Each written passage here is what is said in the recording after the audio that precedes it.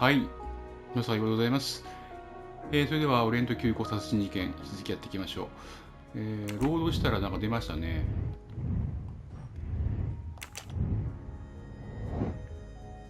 これが出なかったから次行けなかったんですね。ちょっと推理しましょう。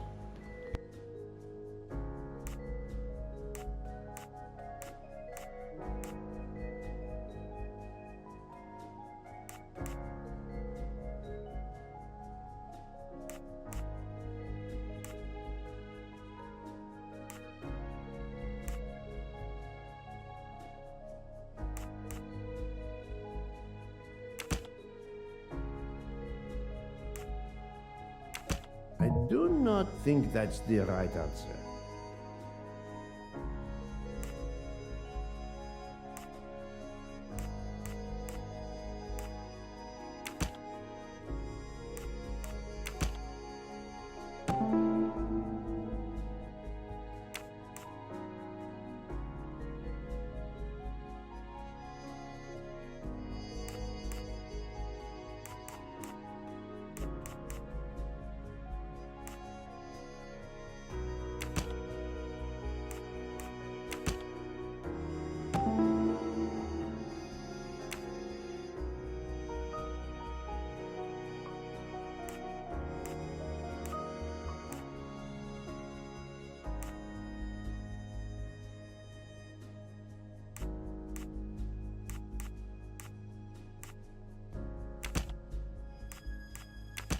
Think, Poirot. That is not a good answer.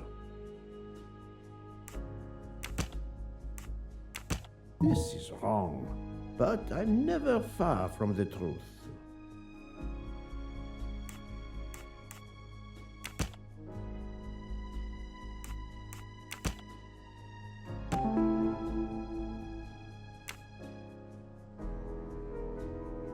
So, the murderer must have exited through Madame Hubbard's room. My little grey cells did not let me down.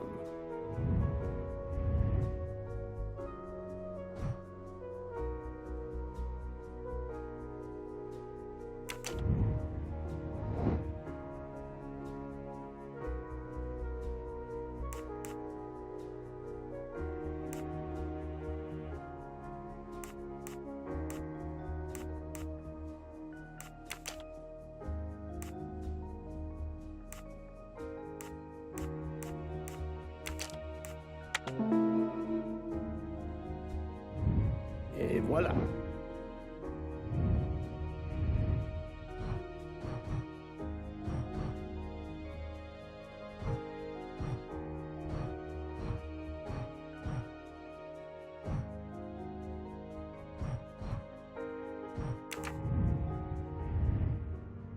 I think I've seen everything I need at the moment. I'm counting on you to finish your analysis. I'll have a more detailed report for you as soon as I can. So, Poirot, did you find anything out? It's a bit early for the handcuffs, my friend. Even for Hercule Poirot. Do not worry, mon ami. I believe our culprit has no plans to strike again. Monsieur Ratchet was the target. Of that I am convinced. Tell me, Book, how did you spend last night? This is a joke, I hope. Don't you trust your old friend? My friend, calm yourself. I must hear your story in order to corroborate other accounts. Ah, naturally.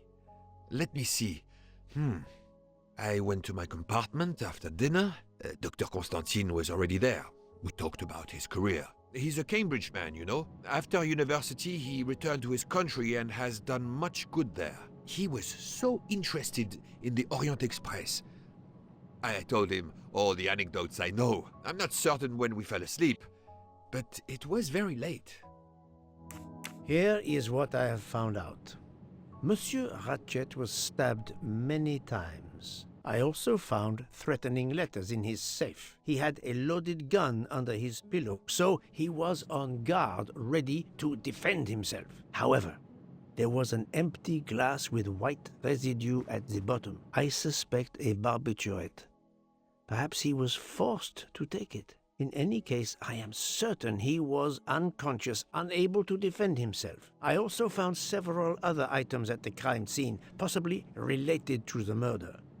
They must be investigated. By all means, Poirot. As fast as you can. I also found liquid for an electronic cigarette, but I could not find a vape. This might belong to the murderer. This criminal is an amateur. I need a list of the passengers with their compartment numbers. Pierre Michel will have it.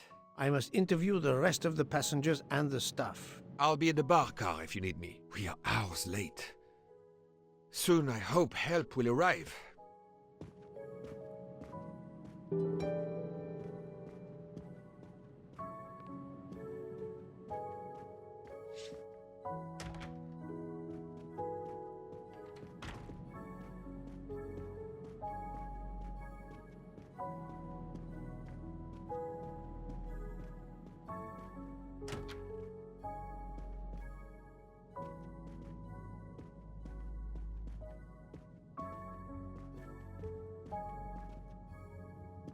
Monsieur Edward Masterman, I believe. May I ask you some questions? I can barely talk. I have a terrible toothache. We have a doctor on board the train. Perhaps... I do not need a doctor. I use essential oils. If you can find my flask of clove oil in my box, I would be grateful. Fine, if you insist. I will help you.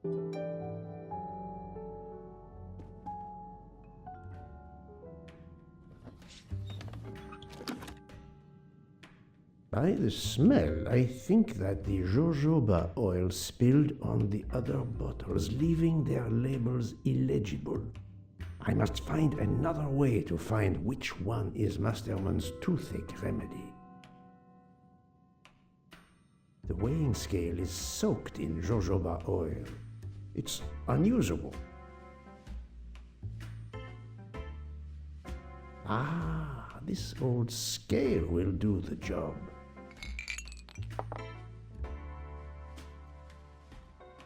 To start, I must first arrange the vials from the lightest to the heaviest.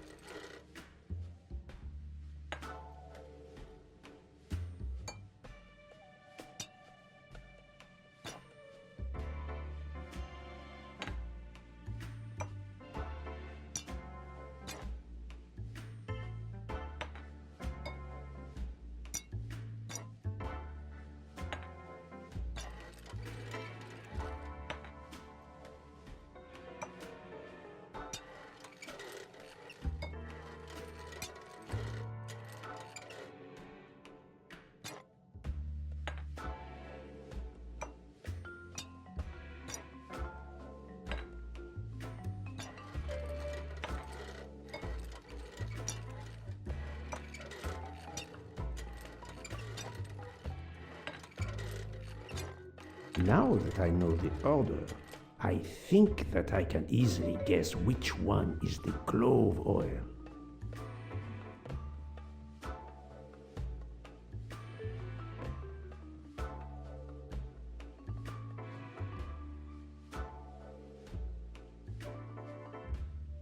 Here is Monsieur Masterman's remedy.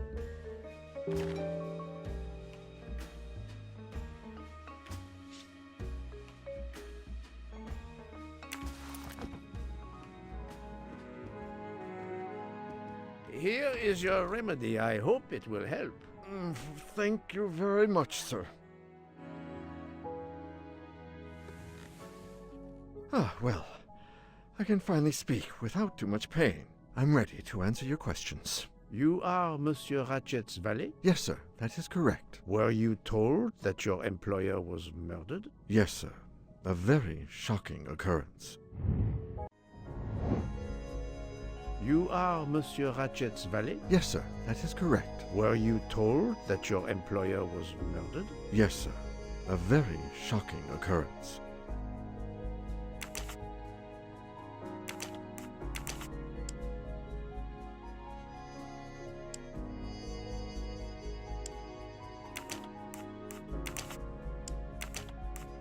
No, not good.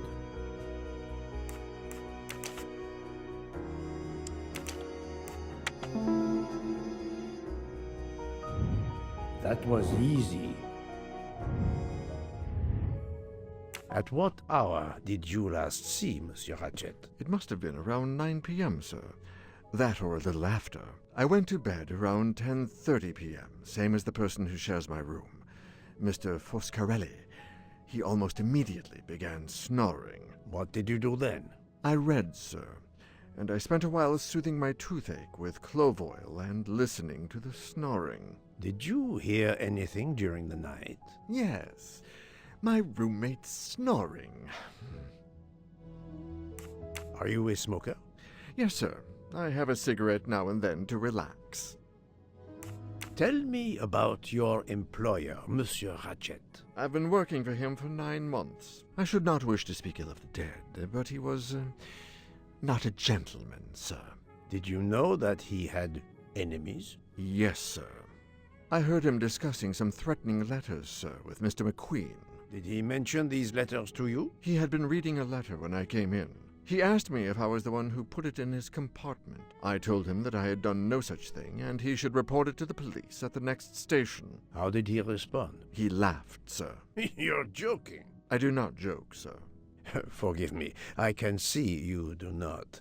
Was he taking sleeping pills? Always when traveling by train, sir. He said he couldn't sleep otherwise. Last night he asked me to give him 2. I did so, along with a glass of water. He dissolved them in the water. Did you see him drink the water? No, sir. I left right after I gave him the pills.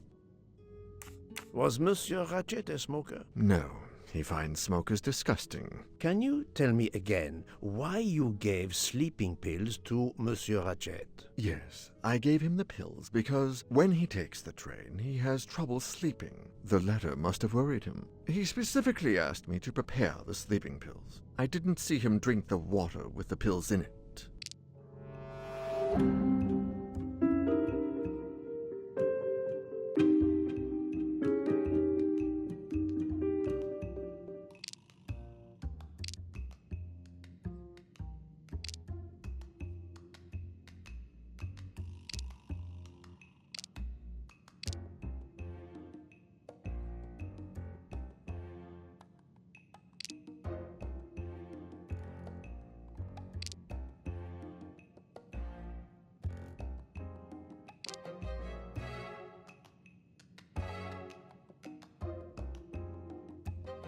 What evidence can help me prove he's lying?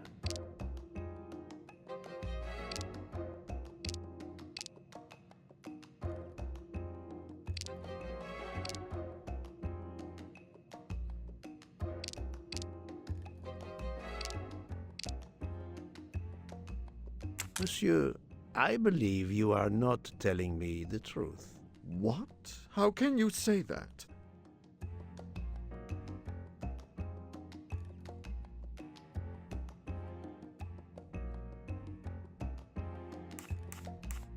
He received threatening letters. One, it seems, last night. Did you know he had a gun under his pillow?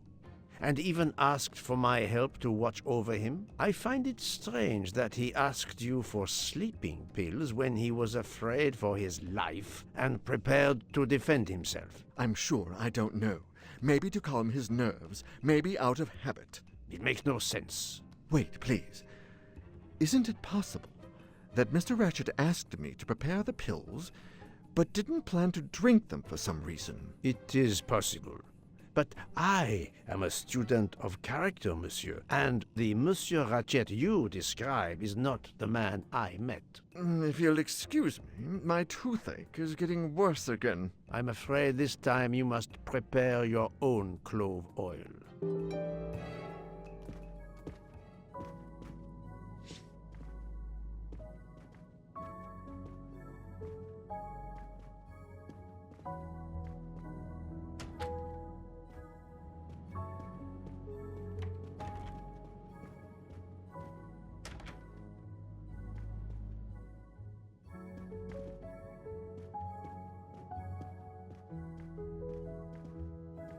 I believe I am addressing Monsieur Hector McQueen. Guilty as charged. I beg your pardon. Oh, sorry. Just an expression. My father used to say it. You must have had an interesting childhood. I am Hercule Poirot. No need to be modest. You're a detective. You are Monsieur Ratchet's secretary? I am Mr. Ratchet's secretary. Just over a year. I mainly take care of translating certain texts for him. Mr. Ratchet only speaks English. Prepare yourself for a shock. Your employer, Monsieur Ratchet, is dead. So they got him after all. What do you mean? You are assuming he was murdered? I know he had enemies.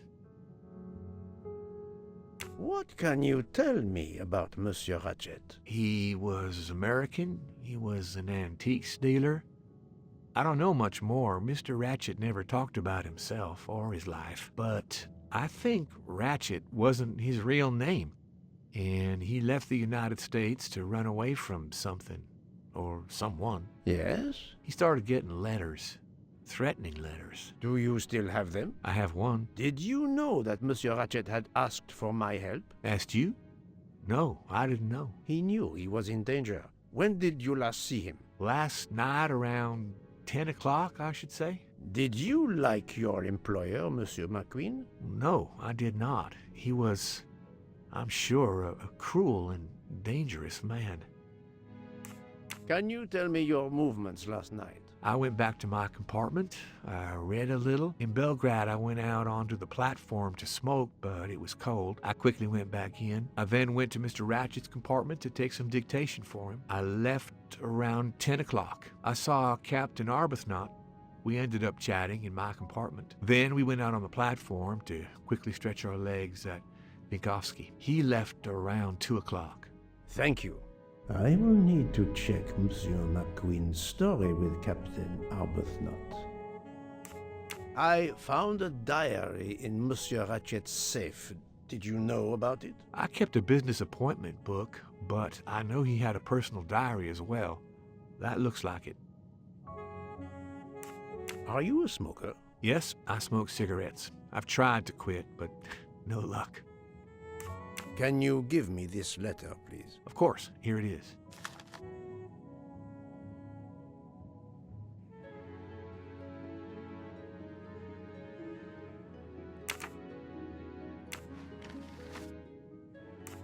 Was Monsieur Ratchet a smoker? No, he hated the smell of smoke.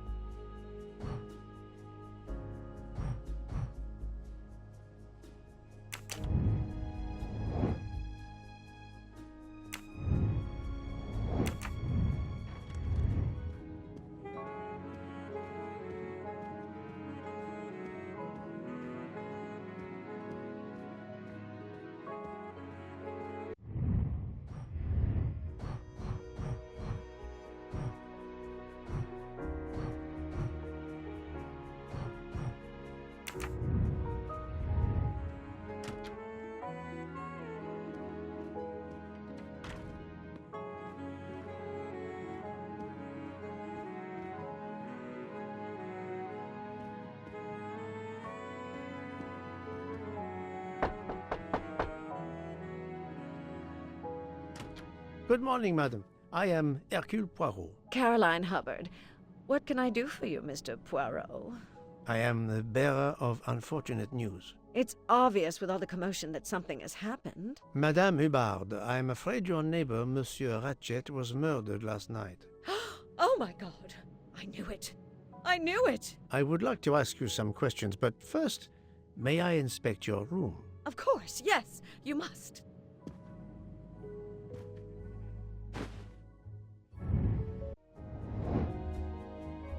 I was visiting my daughter. She works at the American Embassy in Istanbul. I told her she'd never find a husband there. Since I wanted to see Paris on my way home, she told me I should take this high-class train.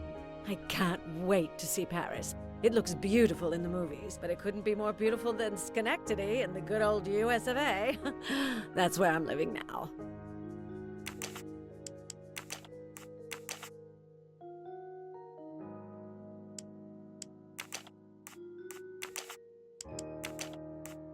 This is wrong, but I'm never far from the truth.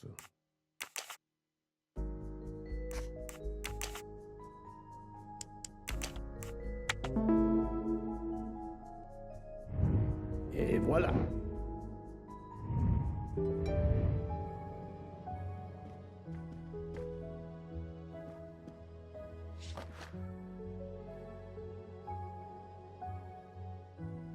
Here is a jacket button. It bears the logo of the Orient Express.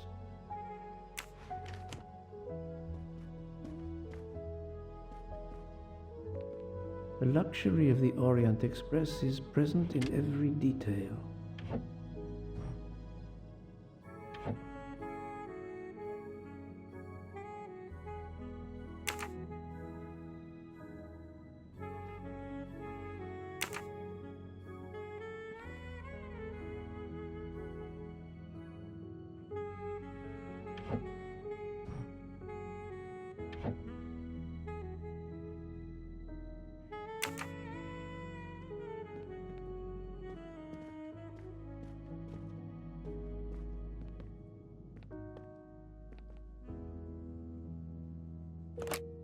This door connects to Monsieur Ratchet's compartment. It was latched on this side.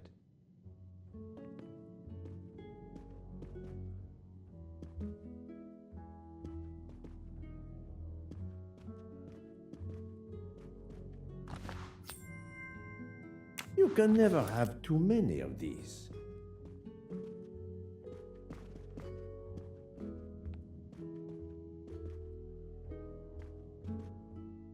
Madame, please tell me about last night. The murderer was right here in my compartment. I woke up. All in the dark it was. I was just so scared I couldn't scream. I pressed the call button. I pressed and pressed. I heard footsteps running in the corridor, then a knock on my door. "Come in," I screamed. And I switched on the lights at the same time. And would you believe it? There wasn't a soul there. You think he went back into the other compartment? How do I know where he went? I had my eyes shut tight. The conductor came in. I told the man what had happened, and he didn't seem to believe me. I asked him to search the room, but he found nothing. I told the conductor to look at the door between the compartments, and sure enough, it wasn't bolted. Well, I soon saw to that. I told him to bolt it, then and there. How is it you didn't bolt the door between the two compartments? But I had. Well, as a matter of fact, I asked that Swedish lady, Olsen, Greta, if it was bolted, and she said it was. How was it you could not see for yourself? I was already in bed, and my toiletry bag was hanging on the hook of the door. I couldn't see the latch from where I was. What time was it when you asked her to do this for you? Oh, it must have been around 10:30 or 10:45 p.m. She'd come along to see if I had an aspirin. But instead of opening my door, she opened Mr. Ratchet's door by mistake. He said something quite rude, like, "Not a chance, lady, you're too old." It shocked her. She came in. I told her where to find the aspirin, and she got it out of my toiletry bag. Poor girl, she didn't have a good night. The same could be said for Monsieur Ratchet. It appears Mademoiselle Olsen may be the last person to see Ratchet alive.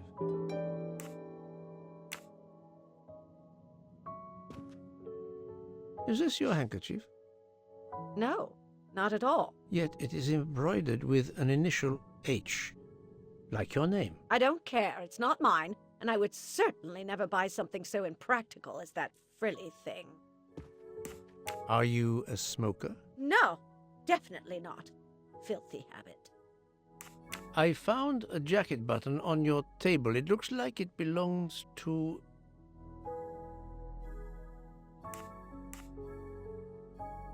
a train employee. The button bears the logo of the Orient Express. Well, of course the conductor came in last night, but he didn't go near that table. Still, it's a safe bet that it belongs to the conductor. I'll check his jacket later, to be sure. I have not finished inspecting your room. If you don't mind,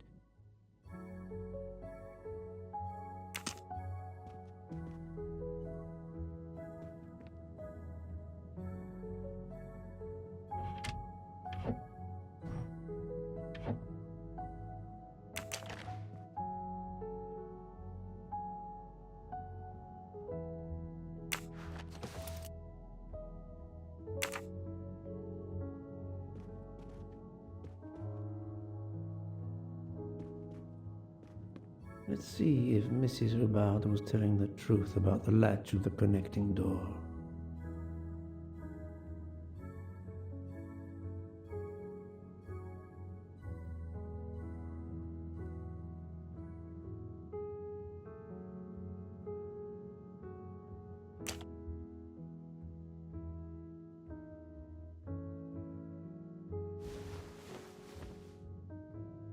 This hook is probably where Mrs. Hubbard hung her toiletry bag. I can see the latch very well from here, even with the toiletry bag attached. I'll have to clear that up with Mrs. Hubbard.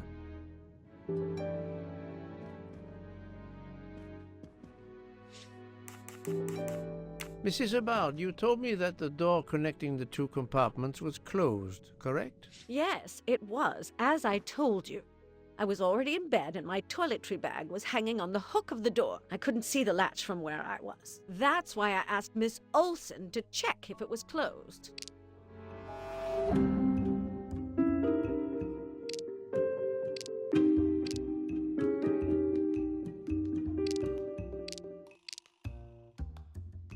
Are you sure everything you've told me is accurate, Madame Hubbard? Of course. I have an excellent memory.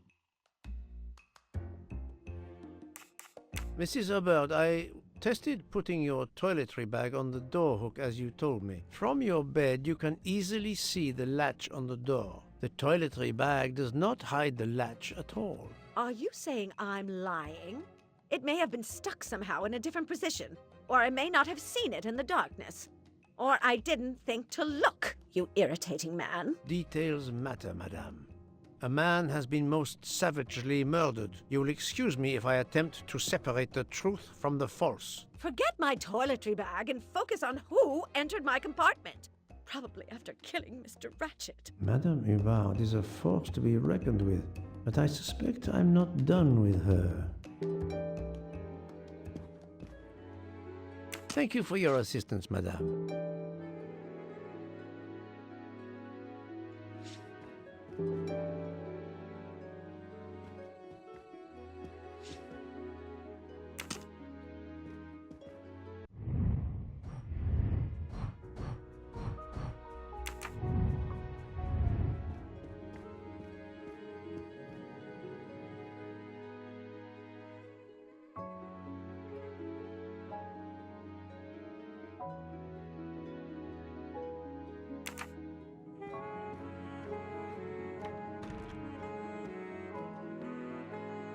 Monsieur Michel, I must ask you a few questions if you don't mind. I will do everything I can to help. First of all, tell me about yourself. Very well. My name, as you know, is Pierre Michel. I am from Calais. I've been with the company for over 15 years. Thank you.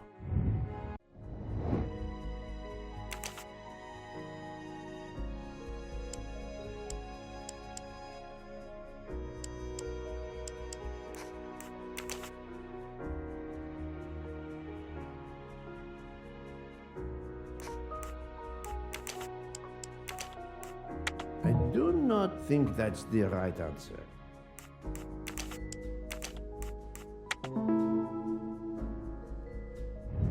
That's the right answer. Can you provide me with a listing of the passengers and their rooms, please? Yes, certainly.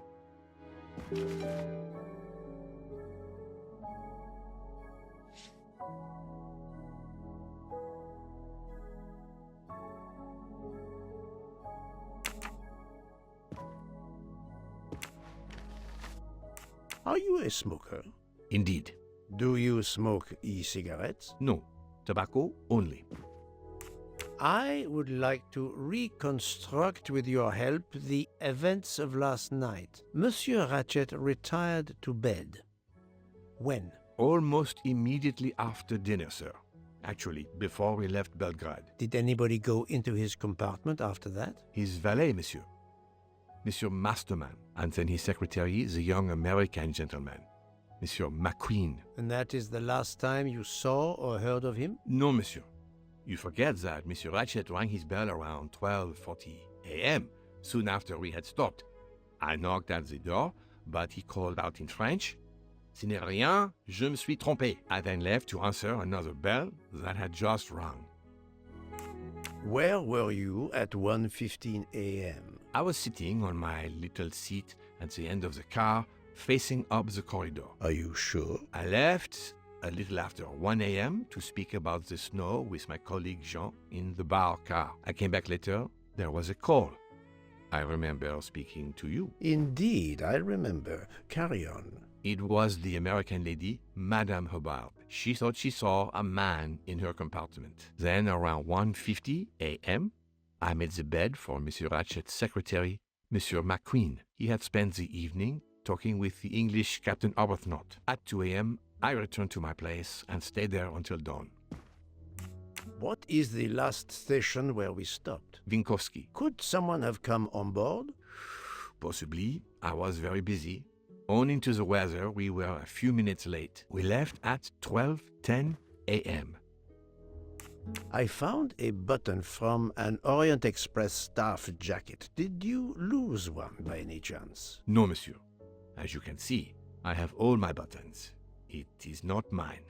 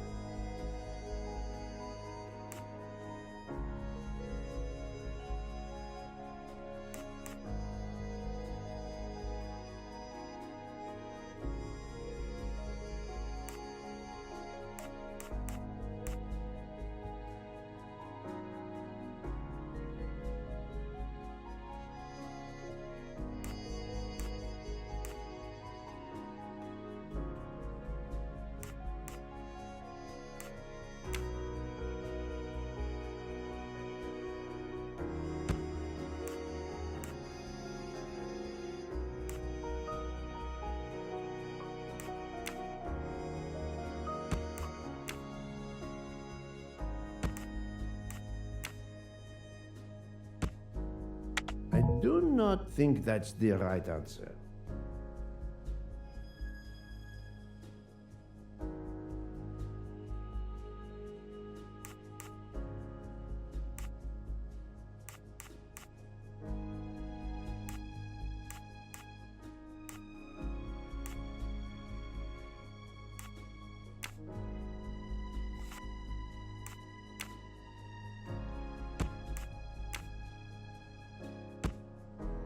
I must admit I'm not right this time.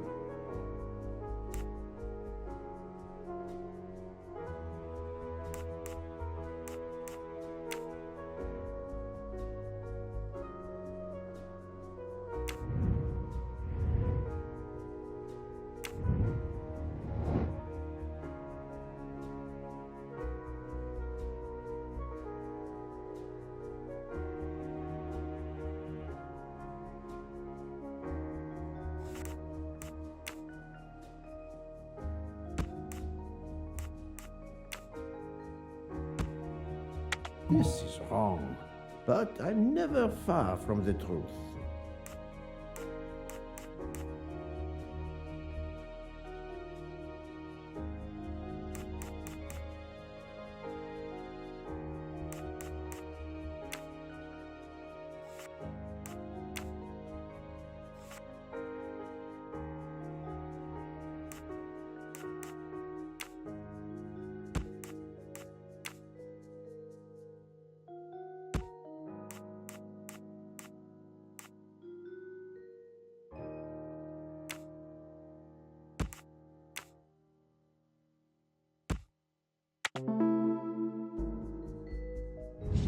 That's the right answer.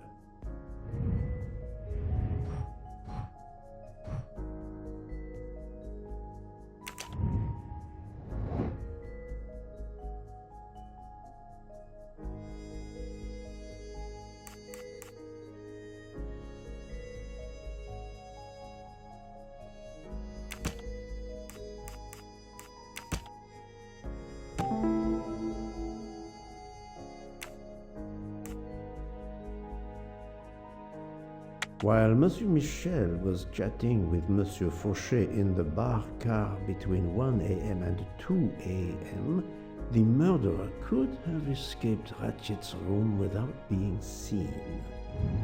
Et voilà!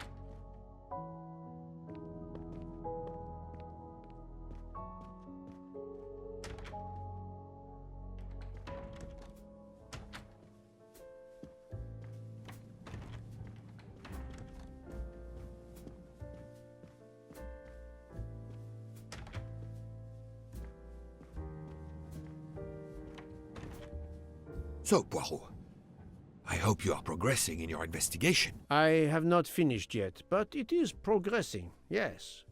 I still have many questions that must be answered. I will report to you as soon as I can.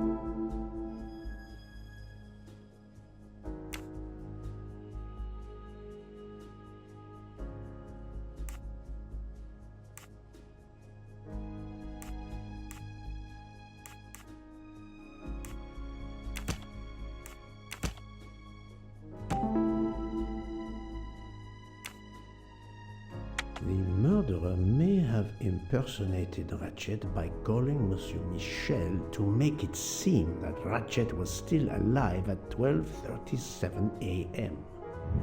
I'm right again. That happens to me a lot.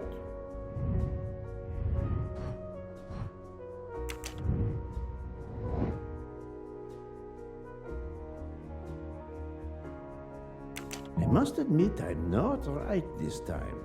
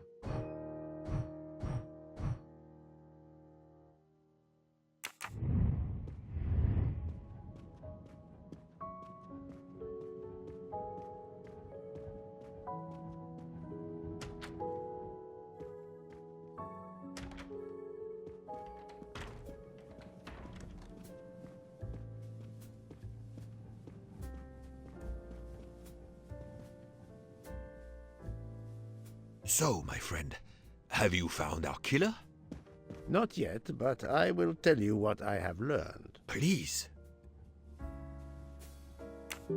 Our assassin could have gotten on the train at Vinkovsky disguised as a conductor, entered Ratchet's room, and killed him. Then he walked out through Madame Hubbard's connecting door, where he lost a button from his jacket. He had to wait for Monsieur Michel to be absent. He waited too long. The train had left the station. He was trapped aboard. Indeed. He had opened the window to make it look that he'd escaped that way. However, if he waited until the train stopped again due to snow, his footprints would have been found. The murderer is still among us, on the train. There's a problem with the second-class toilets. What now? All morning passengers have been complaining that the door is locked, so I went to check. I knocked, but no one answered. I didn't think I should open it without speaking to you first. You did well, Monsieur Michel. Lead the way. I used my master key.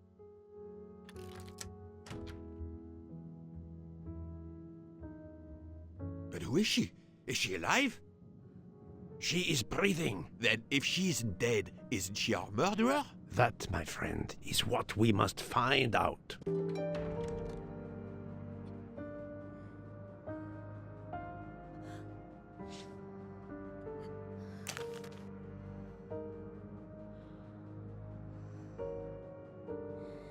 The ticket reads Joanna Locke, traveling in compartment 105.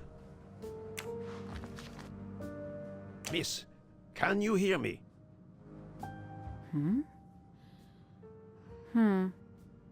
She's breathing. Her pulse is strong. There is no sign of physical violence. This woman is sleeping very soundly. This woman is sound asleep. Given her location, I would say she has been drugged and deposited here. Well, at least it's not another murder on my train. The train is, of course, full. Monsieur, the list I gave you indicates that Hildegard Schmidt shares her compartment. I will want to talk to her later. For now, we will concentrate on this mysterious young lady. Let's return her to her more comfortable bed. Good idea. Pierre, locate this woman's room and fetch the doctor. Yes, sir. I will question her when she wakes up. Please, let me know what you learn. Mademoiselle Locke's compartment is 105. I suggest we return her to her more comfortable bed. Yes, hopefully she will awaken soon.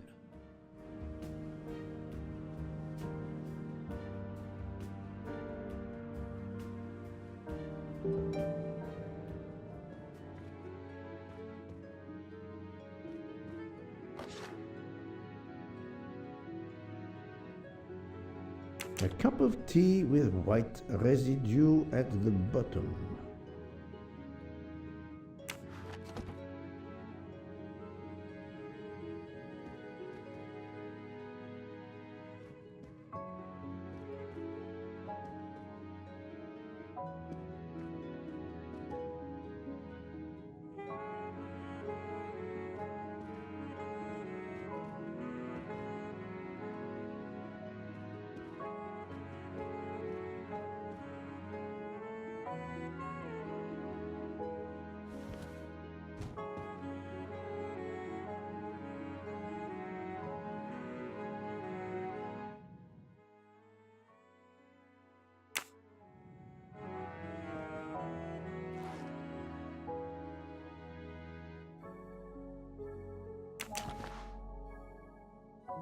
A briefcase and a wagon lit conductor's jacket.